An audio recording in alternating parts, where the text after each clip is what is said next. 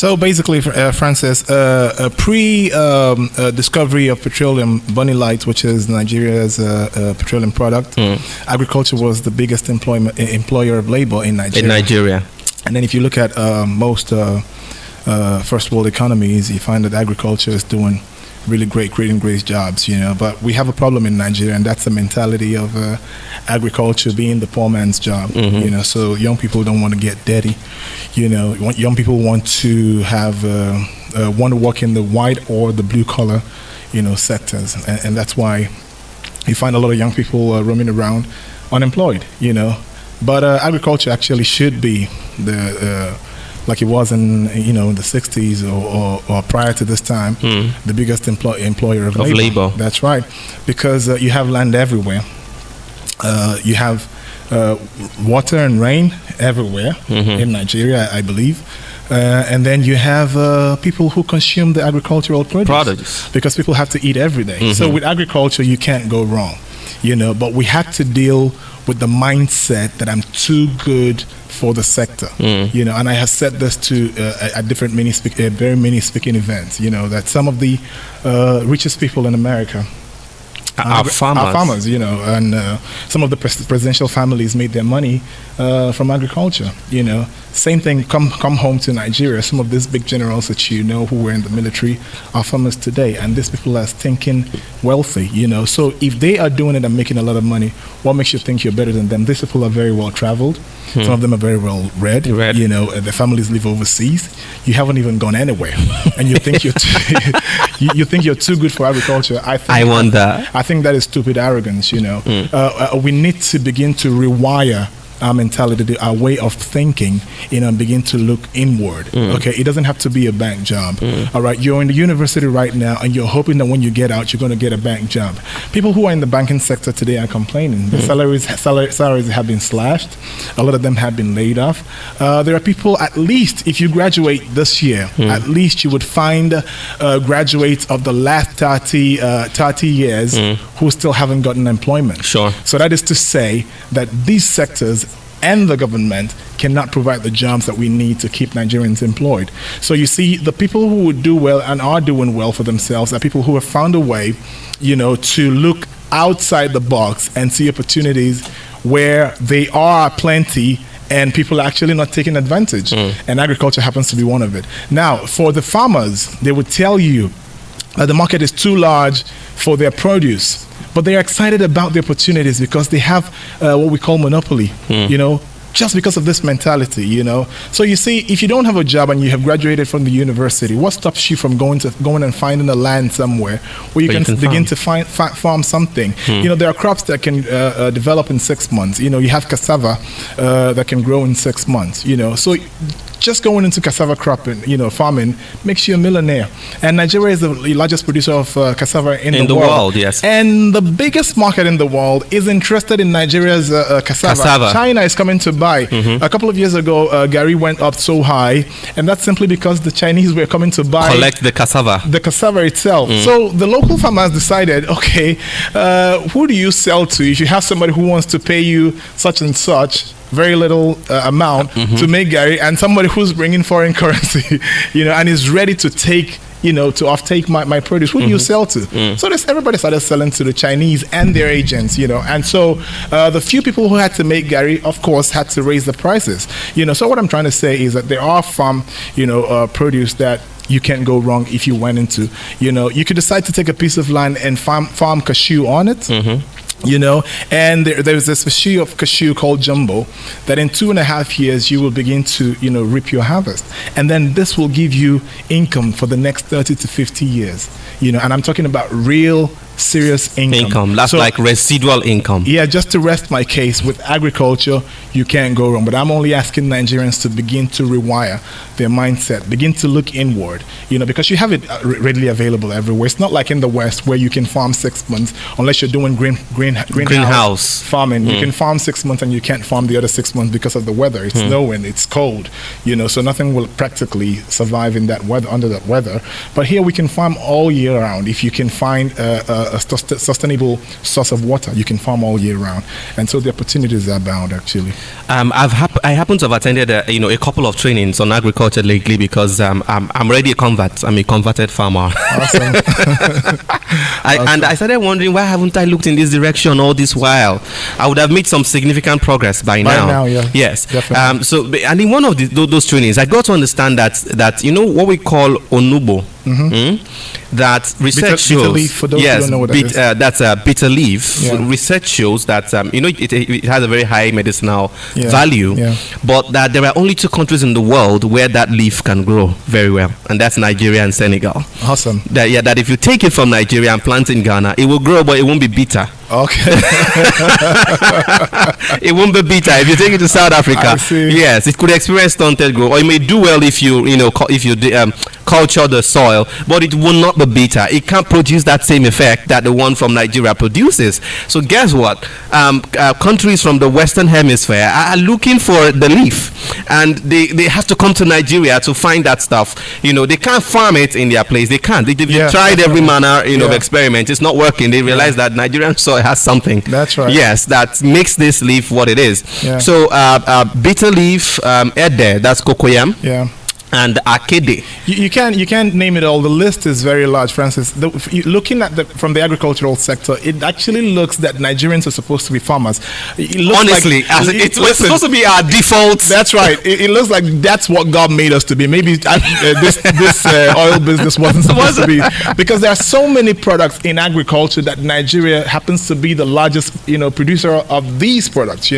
So you see, it's like if we're doing something else, we're actually out of our destiny, like fish out of water, something like that, So really, there are so many agricultural produce that you can find anywhere else but in Nigeria. Okay. And we're just not taking advantage of those things. Look at it.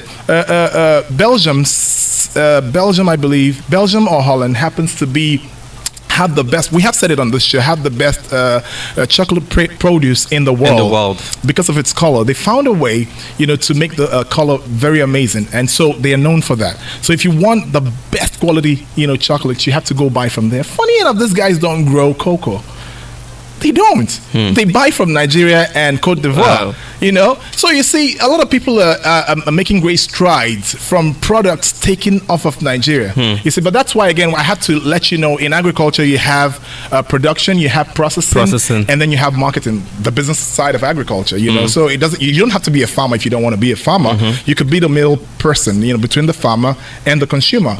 That is to say, you take the produce from the farmers and then you process. Okay, you can also go into the marketing part of agriculture, where you go away from the farming, you go away from the processing. You decide that you're going to take from the guys who have farmed and processed and then export or sell to the local market.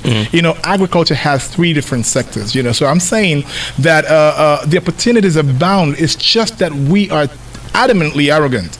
That's what it is. We're adamantly arrogant, and we think that the farmer is some dirty guy, by the corner. And then the funny thing is, some of these guys who are selling Gary, I talk about Gary all the time because that has great potential.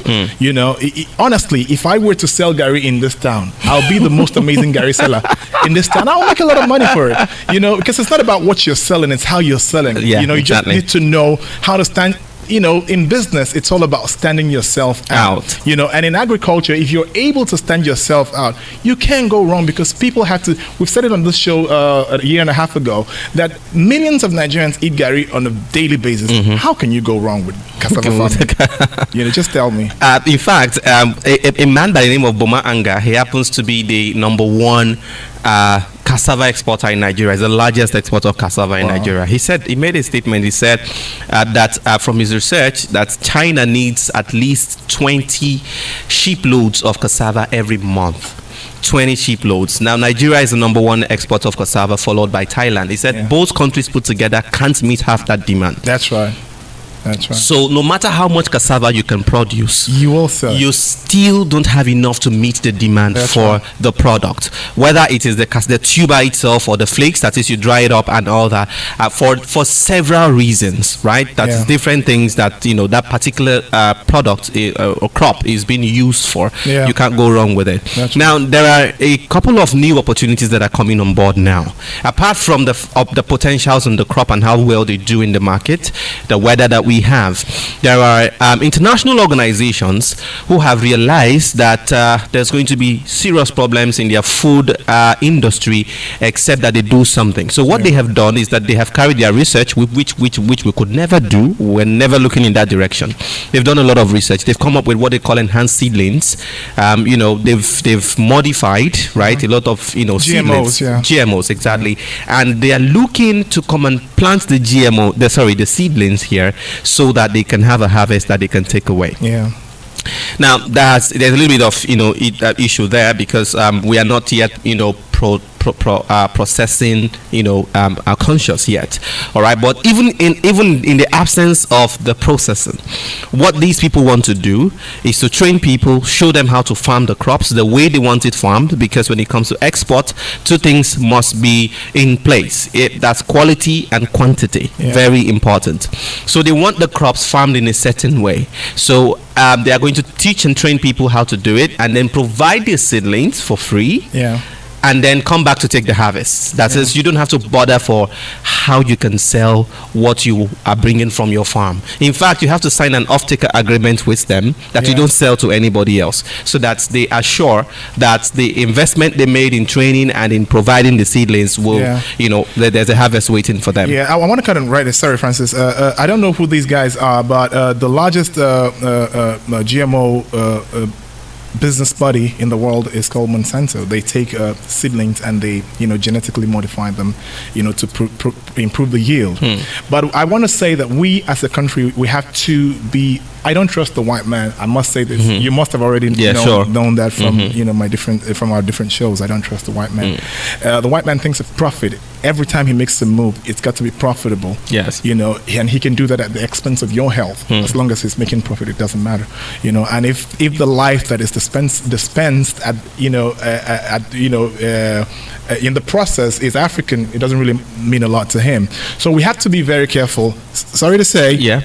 I don't know who these guys are, and I can say if it will increase our yield, very good. We need first of all, we need to bring in FDI. We need to get some help from overseas. But like I'm saying, we cannot take it down. How did they say? Hook, line, and sinker. Awesome. We have you have to check what you're getting and compare it to many years down the line. Now the catch for the African farmer is that because we are not technologically advanced in the agricultural sector, most of our products are still very much organic.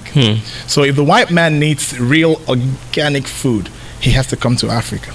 But what's going to happen when they discover that everything we're selling them is pretty much the same as what they have back there? The catch is taken away and we lose that market. Okay. We cannot afford to lose the organicness of our farm produce. That's the marketing catch. It's our strong point, and we must, maintain it. We can take the GMOs, of course. We can take that to grow, to improve yield. If it's for export, that's okay. But for local consumption, I would say let's stick to our organically farmed, produce. Yes. But I also want to say this again, just to buttress the point in the agricultural sector. When I was a young boy in the 80s, I remember vividly that I was listening to the news, and I heard the Malaysians had come to Nigeria to learn how to farm palm, and it was exciting. It was exciting. But these guys had a vision. They knew where they wanted to go with it, so they took it and they run with it. So what happened was that they learned how to farm palm. They took away some of our palm nuts. Now fast forwarded 35 years later, these guys are the biggest producers of palm products. That's all over the world. In the world. And for us, palm is still used in our everyday soup and all of that. But I mean, the uses of palm are much more, than what we use them for. And that's why they're making a lot of money from it. All the companies overseas that are making margarine, making soap, making creams are using palm oil for all those things, and we're not selling to them. So you see, it's funny that we're so blessed with so great resources, so much resources, so many resources, and we're not actually putting 1/4 of the potentials of this produce to use.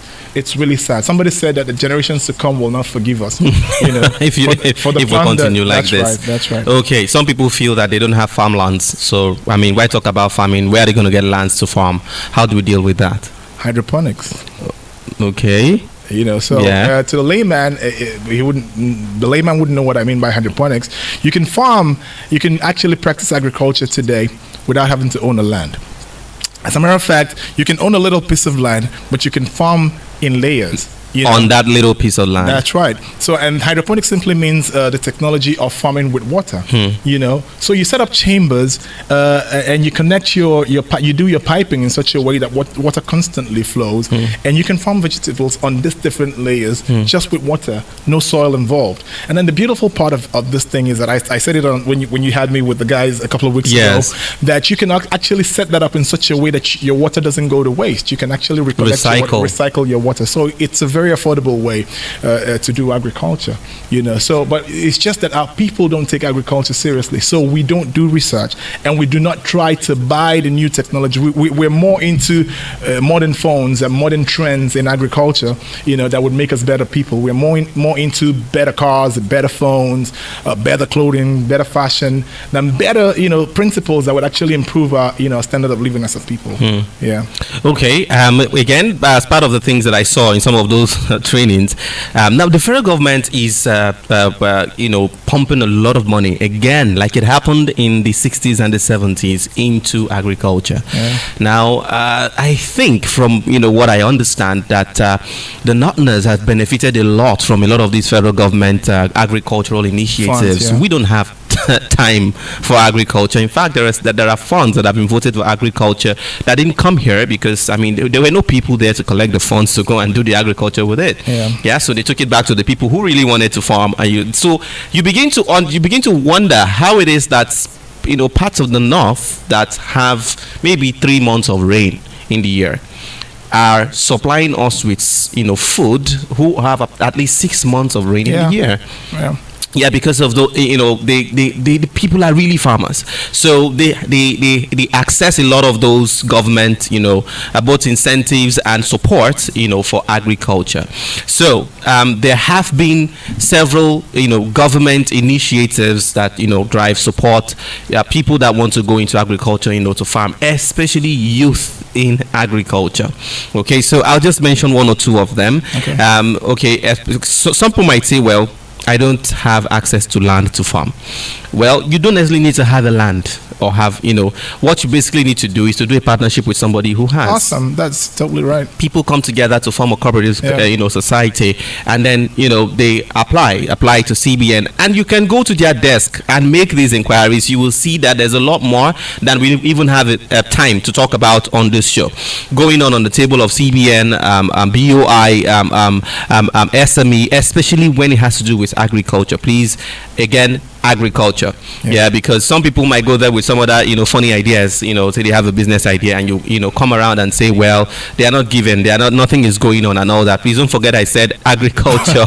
They are paying attention to agriculture. Okay, so one of them is, there's an organization, it's spelled as NIRSAL, NISAL, right? Now, because a lot of banks, commercial banks generally, will not fund agricultural business ideas because of the volatility, because of the probability around agriculture and all that. A lot of them don't, and again because of the people's attitude when it comes to agricultural business, a lot of them don't. So what NISAL does is that they take 70% of your liability if you're applying to get funding for agriculture. So let's assume that you're talking with CBN, you want to get 5 million to and before I jump into that, a lot of these agricultural opportunities, you don't need too much money for them. Yeah, really. Especially if you want to produce, you want to farm, you don't need the inputs, basically. Yes, you just need inputs, basically. So when I say, maybe I should say 500,000, so that somebody doesn't think, oh, I must get up to 5 million.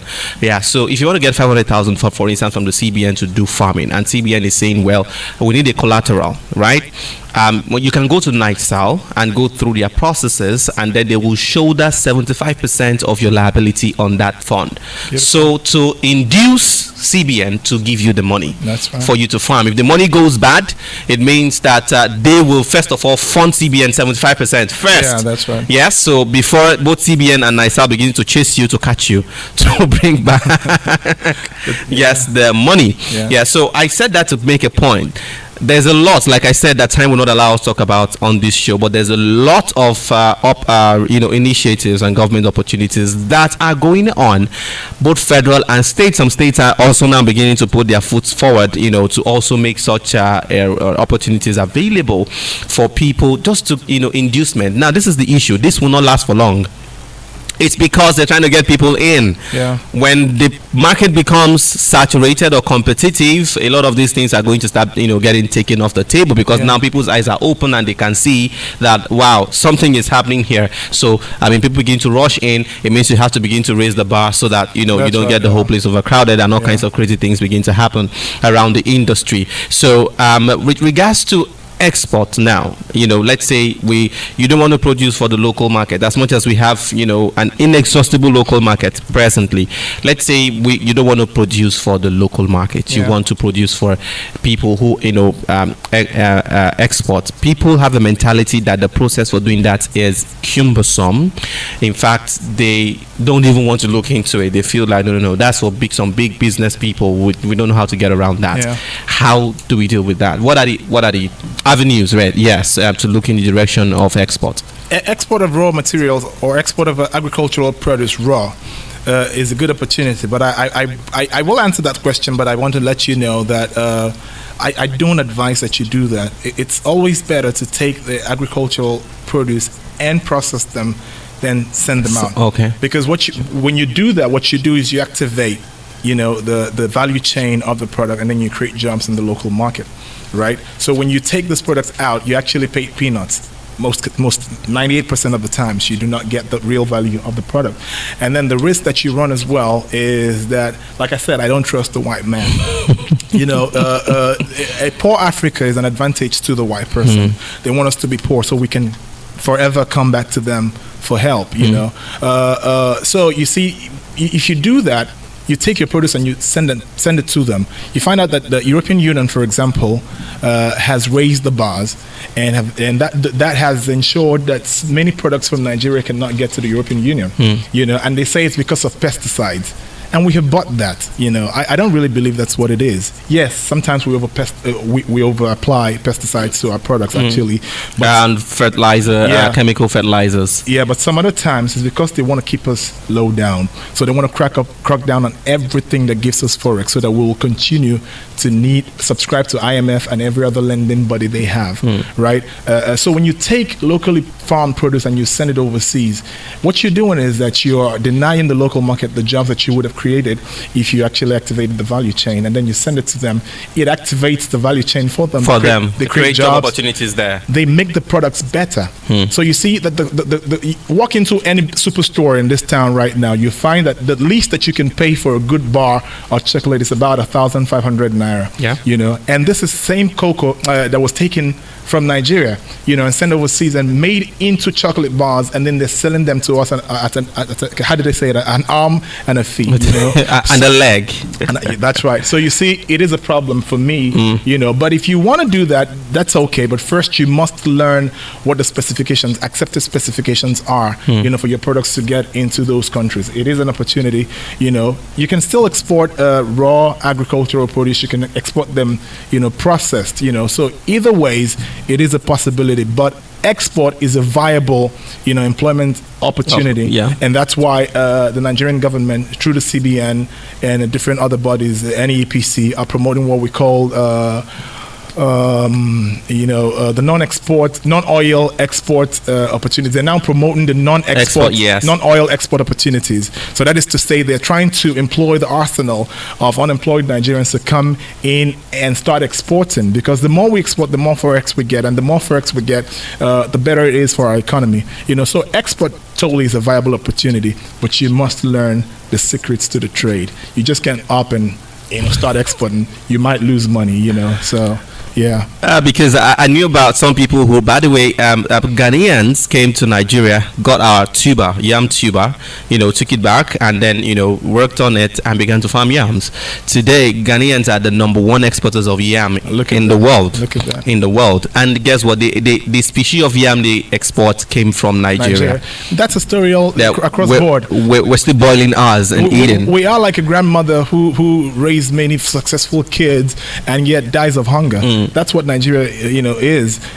Many people came here and took away skills, took away resources. And they're better off, today. And we're not doing. That's why I have said it on this show. People will argue with me every time I say that. The oil thing is more of a cost than a blessing to us. Yes, it is. Yes, I think so. It is more of a cost than a blessing. I think so. Because it has done us more damage than good. Yeah, than good. Than good. That's right.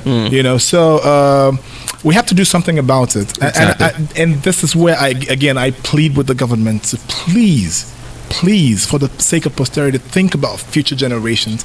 My generation has been a very, very hard-hit one. From the time I was born to this point, it's been difficult, and that's why you see we've had a lot of capital. A brain drain. We've had a lot of people of my generation leave the country because of hardship. Die in Libya. That's right. Die on the high sea, trying to migrate, trying to find greener pastures. I would say those ones are not the so smart ones, but I'm actually talking about real professionals who have actually, graduated from the different Nigerian universities and actually taking their skills to the West, and are doing very well over there. So it's not very good for us. But those who have stayed actually have suffered. How do you explain that somebody graduated 25 years ago and still hasn't found a single job in 25 years? And then those who have found jobs do not earn enough salaries to keep them going. And that's because of the situation of things. But I'm going to tell you right now that these people who think they are suffering haven't actually seen anything compared to what future generations are going to, see. Because I said, I wrote an article many years ago, before we started having all this oil fiasco, that the way technology is going, at that time we did not even know about rechargeable cars. I was thinking about hydrogen as a means to power cars. So I knew that was possible in Europe, and I said if they ever mass produce this concept, that means that petroleum will not really matter anymore. And when we get to that age where petroleum doesn't really matter to the world, how do we survive? That was what I was looking at. When it happened, it didn't happen exactly the way I was thinking, but it eventually happened. So today, America is not coming to market anymore. We lost more than 70%. Our biggest buyer, actually. That's right. More than 70% of that fund coming from foreign exchange coming from America, who comes to the market all the time, is totally gone. And we're struggling. And then we're still not thinking. It's amazing, Francis, that some of the countries in Europe that are giving aid to Africa do not have a quarter of the resources Africa has. And yes, they're still able to give. Francis, IGR, internally generated revenue, is a way to build up fund and grow the economy. We just don't know these things, So I'm appealing to the government right now. Please, let these old politicians go and sit down for the sake of posterity. Give over governance to the hands of young people who know what to do, how to move the economy forward. And we will be better for it. We said it many times on this show. Just activating the opportunities in the power sector will change this country forever. Let's even talk about politicians who want to, use the word, thief money, whatever, get money, make money. Now. The ample opportunities really in these things, they baffle me. They make me realize that the politicians who are stealing the money, they are stealing change. they don't know how really to make money in politics. That's right. They just collect money that's coming from allocation and repatriate it abroad because of course EFCC and all. But the issue is that if those monies were actually channeled towards these, many opportunities, the man will become so rich he doesn't know what to do with riches. But and yet he would have instead in the process actually would have created thousands of jobs. That's right. Would have made the economy vibrant, social economy, and he would have actually been able to account for how he made the money. But he made the money. That's the point. That's right. But Francis, even if you don't make the millions of money, who needs all that money, for crying out loud? People have monies buried in the ground, and because of the crackdown right now, they can't even go to the farms where the monies are buried.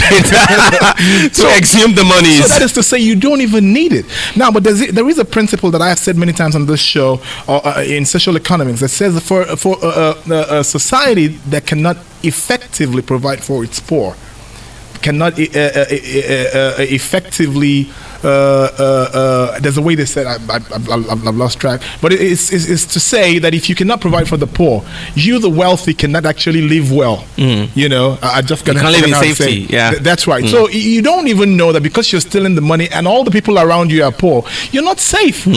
You cannot. These wealthy guys cannot get up and take an evening stroll. Well, of course they can. They need it for their health, but they can't even do it. They drive around all the time, and before you know it, at age 55, they're dead. They pack up. Because they're not even. They're going to India. They're not able to run. They're not able to exercise. They're not able to walk the street. What kind of life is that? But in social economics, when you provide, there again, this Ubuntu thing from South Africa, I believe. Have you ever heard about Ubuntu? No. Yes. I heard about Ubuntu for a while. Ubuntu, yes. That's right. The concept was amazing then, but a few days ago I read up something about a hundred kids. A number of kids were told to run toward a basket of mangoes. And pick. To race towards the basket. The winner will get all the mangoes, and then the kids just had held hands, and ran together and got there together. And took one each for themselves. And shared it equally amongst themselves. Now, and they were asked why. They said it's because of Ubuntu. Now, you see, our culture, our community has the work of education to do. We do not have to depend on the politicians all the time. These are corrupt people who were actually taught how to be corrupt by the white man. So, you see, they are more partners with the white man, with the white world, than they are with us. You see, so the society has a role to play in educating young folks, and I say we may stand a chance if we will begin to take them from kindergarten right now and begin to reorientate their minds. Maybe 35, 40 years, I may not be alive at the time from now, generations alive at that time will begin to have a better life. So this Ubuntu principle is so amazing. He said, I am because you are. That is to say that if it's well with me, it is well with you. If it's not well with me, that's more like the Ibiri Kambiri philosophy, right? That's right. So if it's not well with me, it's not well with you. And then look at the body. When the head is pain, the body is sick, the leg is sick. So that's what it is. Politicians should take these principles, think deeply on these principles and begin to implement them. We will be better for it.